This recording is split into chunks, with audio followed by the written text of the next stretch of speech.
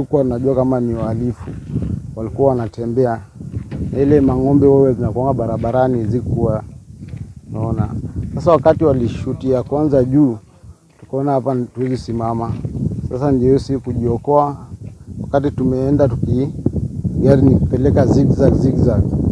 Wakati gari nipeleka zigzag wakapiga ya pili hiyo saa ikapata gari.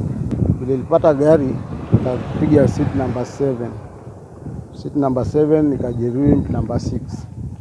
Lakini risasi mbili hizo tuliziepa bila walikuwa wanarusha, kwa sababu walikuwa watu wahalifu, walikuwa 3. Tafadhali naomba kama wanaweza chukua askari mmoja at least atakuwa anatembea kwa gari wakati wanasafiri na dereva, at least for security purposes.